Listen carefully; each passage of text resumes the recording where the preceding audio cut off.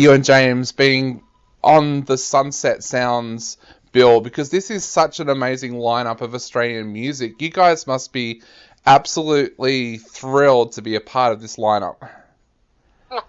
Well, I've just moved back to Australia, so for me, we were living in Sweden. I don't know if you know that, my husband and child. Yep. And so for me, to book these kind of shows with Aussie mates and artists, it's a thrill. That's why I'm back, to sort of immerse myself again in the Aussie music scene. So I kind of get it on steroids on this little event. It's like, Kate Soprano is a friend of mine, and Russell Morris, who we did Day on the Green with, awesome. Ross Wilson is an old mate. Wendy Matthews I used to do gigs with, Drag, and Mark Williams, I'm doing this Fleetwood Mac orchestrated show around the country, and he and I are in that together. So it's really great, it's like, it's great, the best job in the world when you can do gigs with your mates, and people are just so hungry for live music now when we can actually play, or if we don't get cancelled by COVID. But so you got a win-win, the artists are hungry and the audience is hungry, and we just want to play for them. Yeah, a lot of people are seeing this festival and some of the other festivals that are happening as the sign that Australian music is back on its feet after a really tough 12 months. How have you spent the last 12 months? Like, has that been an absolute nightmare for you guys? Because I know that you did some shows at the end of 2019 and it felt like the band was back on a roll. How did that 12 months affect you? Oh, well, so I went back to Sweden with my husband and child, January 2020, and we were waiting on, not desperately waiting, but Daniel's partner visa, Australian visa, was going to come through the next sort of 18 months. Well, it came through in 6 months, which meant in March 2020 he got his visa, which meant we had to move back to Australia within 12 months. Now, moving during a pandemic was not easy. To move back to Australia at that time was not what we wanted. So I didn't have any shows last year, obviously, neither did most artists. I was based in Sweden. The songwriting was not, we basically couldn't write any songs, in studios in Sweden. So what happened was we just basically had to pack up because that was the requirement of the visa, and that meant we didn't know if we were going to get on a plane. We didn't know if we sent all our stuff, would we be behind it or not? Because you send a container, but you don't know if you're going to get on a plane. It was very disconcerting to move at a time where the whole world was being told to stay on their couch. You know what I mean? Yeah. But that was the law. That was the immigration law. So that was my experience of last year, which was kind of unique to us because, like I said, we were a bit sort of unlucky that we got that visa at the start of COVID-19 breaking. But now I'm super grateful that we are here because I can do live gigs. Mind you, a lot of things are being moved. Some things happen, some things get moved, some things get cancelled, postponed. That's just been our experience. And Bachelor Girl has also been sort of victim to that. We've had lots of things in our calendar, then it gets moved or cancelled. But fingers crossed, by the time these Sunset Sounds gigs come round, we're all good to go. But look, I was back in Sweden anyway, so Bachelor Girl couldn't do anything last year because I couldn't get back. It just was the reality. Yeah. So, that's a very long-winded story, but basically, we all have our story with COVID, and ours is more of a, migration story, just a strange time to move country, but obviously I'm glad to be back in Australia, and we're still adjusting, we're still we're still finding our feet, because I haven't been living in Australia for 12 years. So, but it's like putting an old comfy shoe on. It's nice feeling in many ways, but in many ways the world is very changed. You know, Melbourne is very different. We've just come out of another lockdown. So, but you just learn to be appreciative of just be in the present. You know, I think that's the best we can do. Just be grateful for what we do have, and you know, grateful for gigs in the calendar too. Yeah.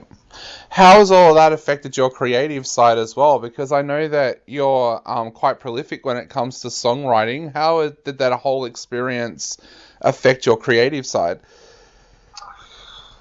Well, that's a good question. In some ways, I got more creative. Like, I had to think about, if I wasn't going to write songs with people in studios in Sweden because we couldn't be in close proximity, what could I do that so I wasn't going to go crazy? I created this little songwriting 6-week workshop course for people in Melbourne and other parts of the world that I now deliver to other up-and-coming songwriters. You know, I mean, I just impart my experiences from Sweden and being in Bachelor Girl and being an artist and doing my own solo record as well. But that was, you know, that's the performance side. But in this songwriting course, I presented it on Zoom, you know, so that was me staying connected to creative people that wanted to learn a thing or two. I also did performances, you know, where we all dialed in our parts we did a Bachelor Girl sort of, it wasn't a live stream, but we put together a video where we all played our parts and then James mixed them, and it was a remix of, a new version of Can't Wait to Meet You, one of our songs. And so I became like a little director in my lounge room with lighting, and like we all had to get the chops up, you know, in terms of, you know, we all had to learn how to film ourselves on a more professional level and record ourselves more professionally. And but look, it did stifle creativity, of course it did. But I also did a lot of sort of mental health checking in, and I did a mental health, first aid mental health course for myself and for others, you know, especially in the music industry, where you're basically checking in with where you're at so that you can be your best self and your best creative self, and checking in for others, you know, and notice the triggers or notice when you're spiraling down, on tools in your toolkit to help you not spiral down, or if you are spiraling down, that you need to take care of yourself. So, like, it wasn't always music creative ventures I got into. It was more like, you know, staying well as a human being. Yeah. You know, I'm also a mother, a wife, you know, so I needed to, you know, be my best self. And I think that's what the opportunity of COVID has done, you know, like, it's not necessarily like being the same sort of productive person. It's kind of like, you know, how's your well-being? How is and I'm very passionate about that stuff. And then if you're well, or at least if you're not well, you can channel it somewhere. You can draw, or you can journal write, you can do morning pages, you can meditate, you can move your body, you know, that sort of stuff. I got very, very passionate about all that on a whole new level. Definitely, and that's so important at the moment as well, because so many people are doing it tough, both financially and mentally. Do you think that, especially in the art scene, that there'll be a lot more mental health issues at the moment as well as things start to open back up? I spoke to one artist the other day, and she said that for the first time ever in her career, she's experiencing anxiety about performing live because she hasn't been able to for 18 months. Do you think that's something that some artists will go through? Oh, undeniably. I know that I feel it myself, like, especially when you feel like you've got a few things in your calendar and then it gets moved. It's like you just want to get a few gigs under your belt so that muscle memory is there. Now I'm rehearsing and I'm really focusing in, but there's nothing like being on a stage and flexing that muscle that you then, it's not like a deer in the headlights when you're up there. You know, you just feel like you've done this before. It's a bit like not going to the gym for a year, and all of a sudden you go back and when you come out, you feel muscles you never know you had, you know. And this is a bit the same with performance. I did the Melbourne quarantine when we flew back from Sweden, of course, in Melbourne in CBD, and was in there with a child and a husband for 2 weeks in a very small room. And inside that room I rehearsed some material, and I was very, very hoarse. And I can be hoarse at the best of times, as you can hear, but I actually did some damage, you know, to my voice, and I actually had to have small surgery.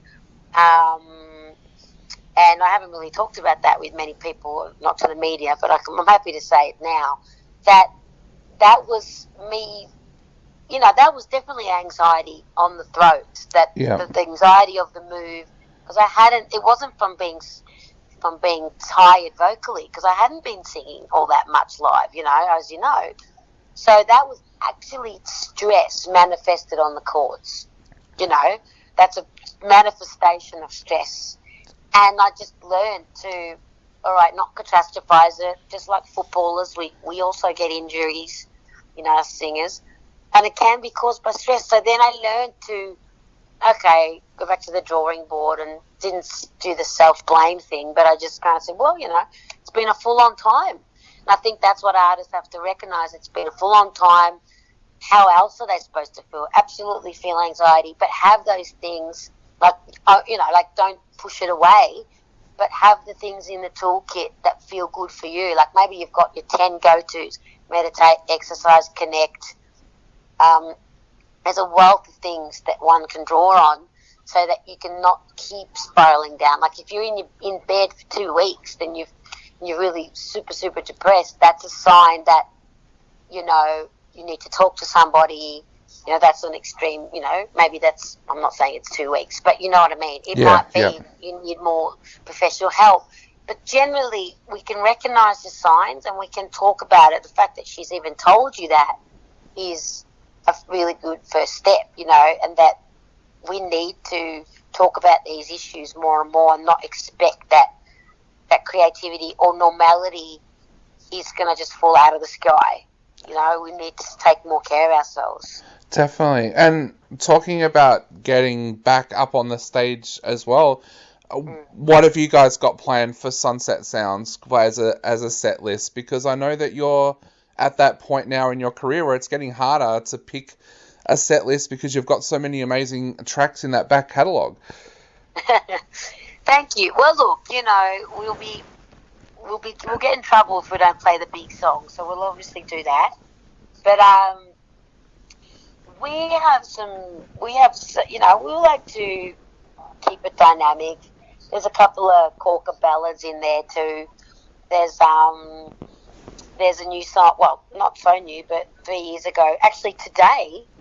I know you're not necessarily going to have it out, you know, today, but is the 23rd anniversary, 23-year anniversary of Buses and Trains. And 3 years ago, we also released Speak, which is our socially conscious take on, you know, staying connected, and that we need to keep connecting, and that social media is great and technology has been vital at this time, but actually, hopefully, eyeballing somebody or maybe FaceTiming them, nothing can really top that, like actually looking at someone and connecting with them. So we throw that into the set. It's been a really important song for us in the last couple of years. And we bring out a full band. And, well, actually, that's not true. We use the house band at Mudgee. So the house band is incredible. And that band plays for all the artists. And we come out one after the other. I don't think, you know, the audiences are going to be disappointed with that lineup. It's going to be quite extraordinary. Definitely. Well, Tania, I know we are running out of time very, very quickly. So to finish up, what would you like to say to all the Bachelor Girl fans out there that are heading along to Sunset Sounds, but also to everybody as we kind of open back up as a nation as well? I say thank you for coming out and buying tickets, and you know, I mean, we're not doctors and nurses, we're not essential workers, but you know, if we don't have audiences, our life is so much less fun and rewarding. And I just want to acknowledge people who have bought tickets and in this climate. I know you're hungry for it, but it makes such a difference to us. So much energy exchanging going on. And thank you for keeping the faith, and we will, you know, the world looks different and it may never be quite the same, but hopefully it'll be better with lessons learned. But one thing that is a constant is that we love an audience, and apparently an audience loves live music, so we can't wait to get back out there. Thank you.